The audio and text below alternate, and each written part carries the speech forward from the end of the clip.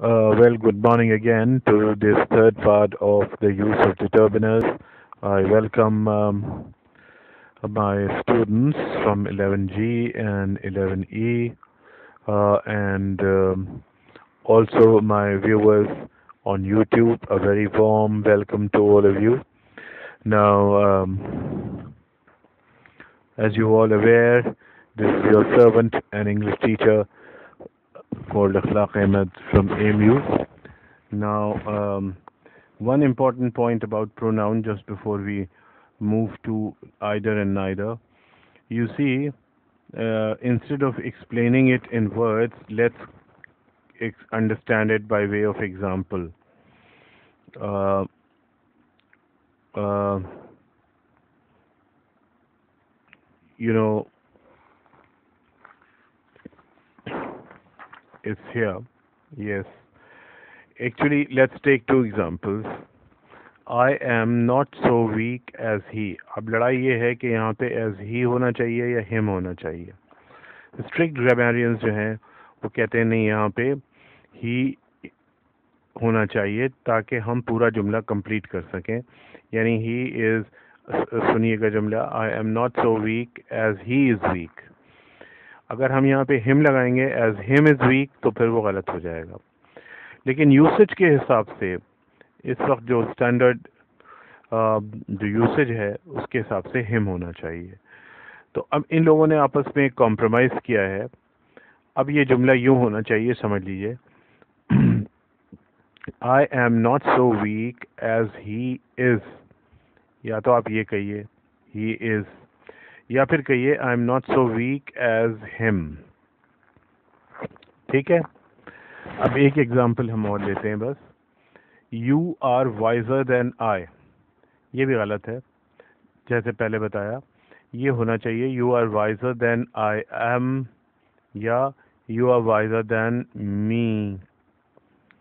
तो इस तरह से ये होने चाहिए रूल्स. अब ये बात ध्यान रखिएगा कि it was Winston Churchill in 1945 during World War II addressing the House of Commons. He said, "It's me, Winston Churchill, addressing the House of Commons on this tragic day." Ever since then, this expression "it's me" became very popular. Like even if you knock on the door, somebody asks who's there, you say it's me. You don't say it's I. तो उस वक्त से सन 45 से अब आप लगा लें कि तकरीबन 55-65 साल हो गए इसको स्टैंडर्ड यूसेज बनने में. तो लैंग्वेज इवॉल्व होती है, बनती है. बहुत सारी स्टैंडर्ड एक्सप्रेशंस नहीं होते हैं और उनको फिर स्टैंडर्ड एक्सप्रेशन वो धीरे धीरे बनते हैं. तो आपको बहरहाल एग्ज़ाम में अब आजकल जो लेटेस्ट ट्रेंड है उसके हिसाब से तो ही इज़ वाइजर देन मी या I am not so weak as him यही कहना चाहिए. अगर आप इससे बचना चाहते हैं तो ही is not so weak as I am या I am not so weak as he is, इस तरह कर दीजिए.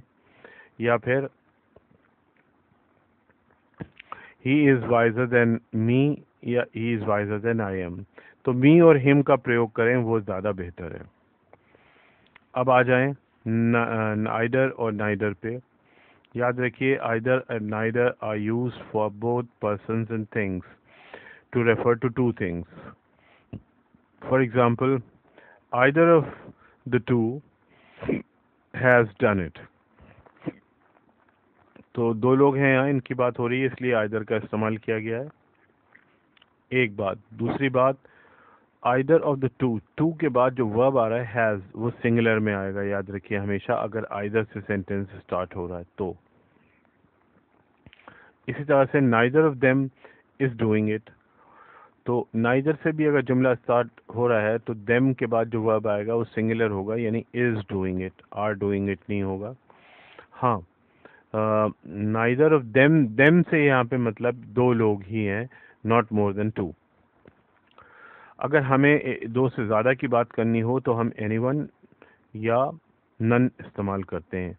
एनीवन अलग अलग वर्ड्स हैं दो, और नन एक ही वर्ड है.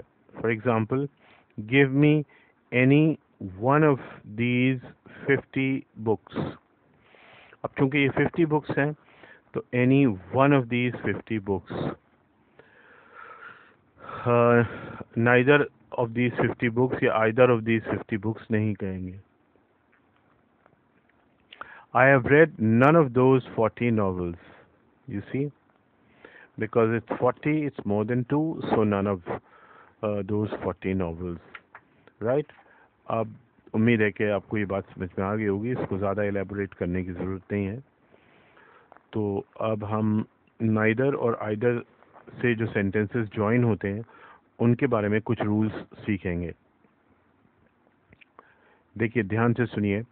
If two singular nouns are joined by or and nor, then the pronoun used for them will be singular. क्या मतलब? अगर और या nor से दो singular pronoun जुड़े हुए हैं, दो singular noun जुड़े हुए हैं, तो उनके लिए pronoun भी singular होगा। जैसे John और David has done his work। इस जुमले में दो बातें गौर करिए कि पहली बात तो दो नाम हैं, जॉन और डेविड। दूसरी बात, हमने जो वर्ब इस्तेमाल किया है वो सिंगुलर इस्तेमाल किया है, हैज़। और जो हमने इनके लिए प्रोनाउन इस्तेमाल किया है वो हिज वर्क। ठीक है। अब ये इसलिए किया है कि ये और से जुड़े हुए हैं, जॉन और डेविड। मतलब अगर आप इसको तोड़ें जुमलों को तो मतलब ये होगा कि John has done his work और David has done his work। तो इसलिए और से जुड़े होने पे यहाँ पे ये has सिंगुलर वर्ब आएगा और सिंगुलर प्रोनाउन his आएगा। याद रखिए, और, नॉर, आइदर, नाइदर ये कोऑर्डिनेटिंग कंजंक्शंस होते हैं। इनसे बराबर का क्लॉज शुरू होता है, कोऑर्डिनेटिंग क्लॉज शुरू होता है। ये तो खैर फिर कभी और डिस्कस करेंगे, ये आपकी इंफॉर्मेशन के लिए बता दिया।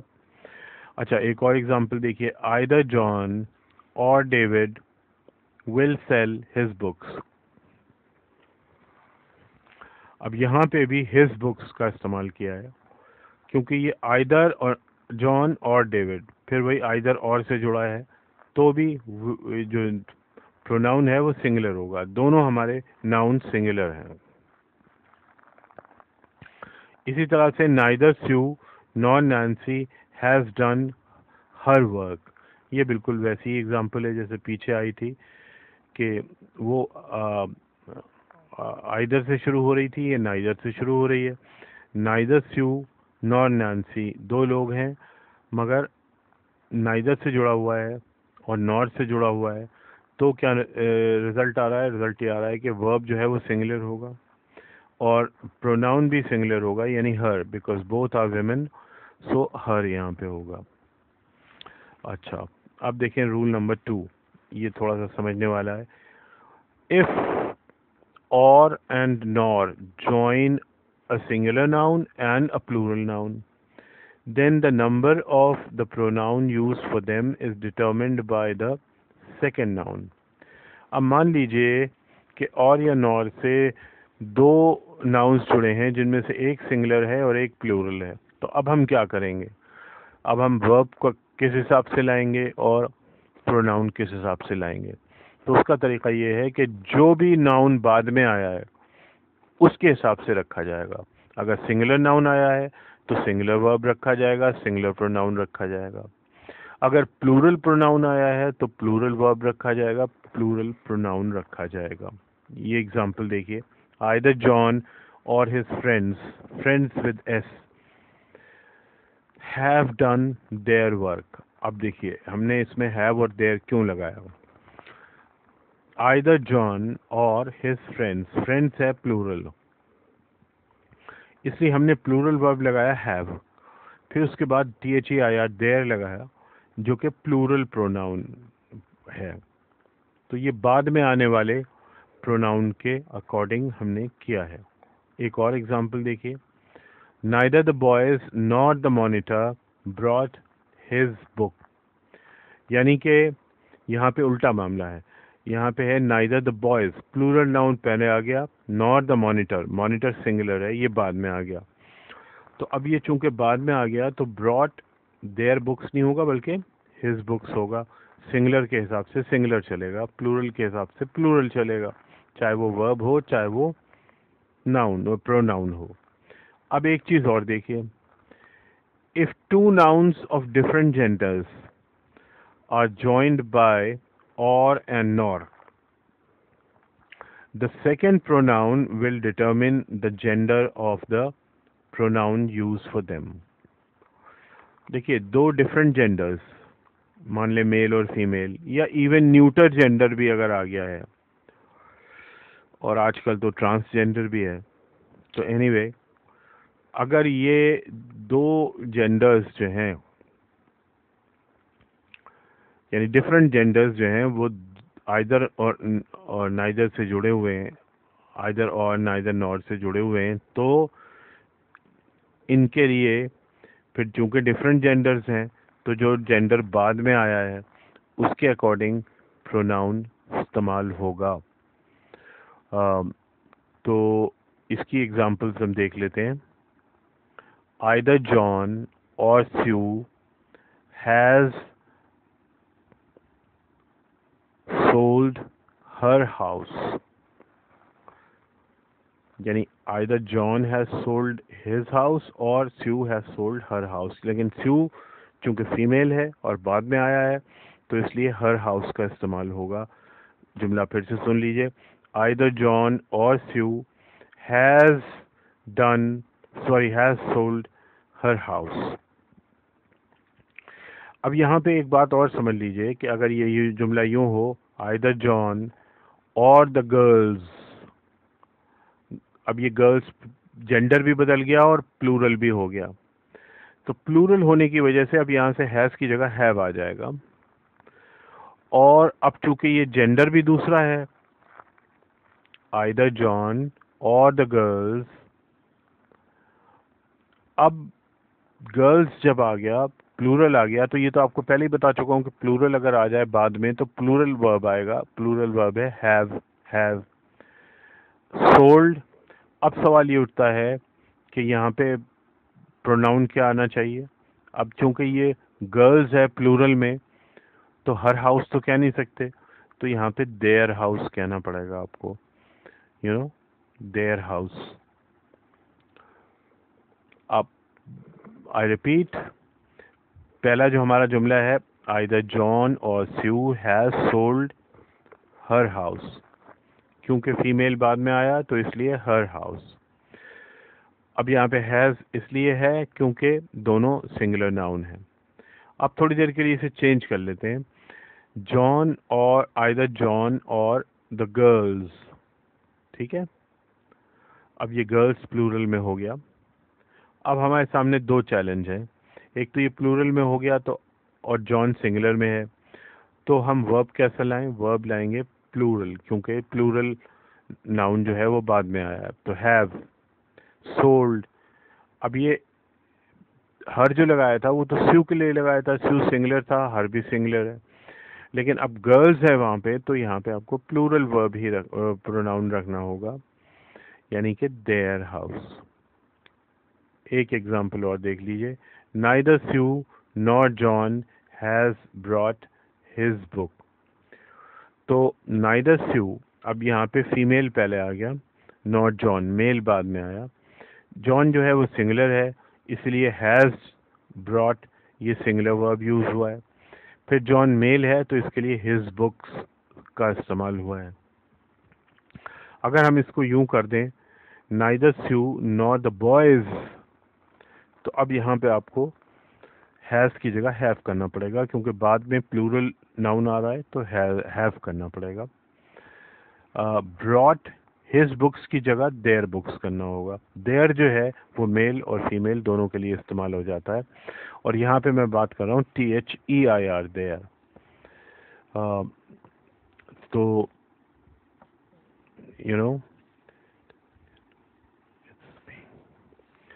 so you see, this completes our discussion on determiners. मैंने अपनी तरफ से कोशिश की है कि जो इम्पोर्टेंट एस्पेक्ट्स हैं, whatever important aspects are there, जो कि एग्जामिनेशन पॉइंट ऑफ व्यू से और वैसे भी जो इम्पोर्टेंट एस्पेक्ट्स होते हैं लैंग्वेज सीखने के पॉइंट ऑफ व्यू से वो मैं डिस्कस कर दूँ, क्योंकि आपका 2 घंटे से ज़्यादा का डिटर्मिनर्स पे डिस्कशन हो गया है। इतना लंबा डिस्कशन मैं यूजुअली क्लासेस में करता नहीं हूँ, लेकिन चूंकि अब वीडियो बना के भेज रहा हूँ आपको तो ये पॉसिबल हो रहा है। तो ये इम्पोर्टेंट मैंने बता दिया है। फिर भी आपको कोई कंफ्यूजन हो तो आप रेमंड मर्फी की जो किताब है, Raymond Murphy, RAYMOND, Raymond Murphy, MURPHY, इनकी किताब का नाम है इंटरमीडिएट इंग्लिश ग्रामर। आपको बताई है, आप ये खरीद सकते हैं और इसको आप पढ़ सकते हैं। इसमें इन्होंने एग्जाम्पल्स दे के समझाया है और बहुत सारे एग्जाम्पल्स दिए हैं, बहुत सारे केसेस डिस्कस किए हैं और एक्सरसाइजेस के राइट आंसर्स भी दिए हुए हैं। So if you want you can study further from this book, and if you have any questions you are most welcome. um, in between, I mean, obviously tomorrow we don't have any class, then on Sunday also we don't have any class. We would now be meeting on Monday, so you can study the determiners, and if you have any questions please send in your voice notes. उसमें question पूछें तो मैं आपको उसको जवाब देने की कोशिश करूंगा as early as possible. And when we meet on Monday, we would discuss poster writing, you know, how to draft and design a poster. I'll dictate you both 11E and 11G. I'll dictate you another poster, and if possible I'll try to give you 1 or 2 topics for practice, and I'll give you some hints as well. Then from Tuesday we will start Hornbill again, you see. Uh, so, and for YouTube viewers, you see my first video, that is determiners, use of determiners part 1. You can find it in 2 playlists, in CBSE English Core for class 11th and also in spoken English. You see, and I forgot to add my contact number for WhatsApp voice notes. I would be adding the number to the description of the 2 videos that I am going to upload now. So you are most welcome to send in your questions in the form of voice notes, and I'll try to answer that. Later on, I'd be sharing a link rather than the number.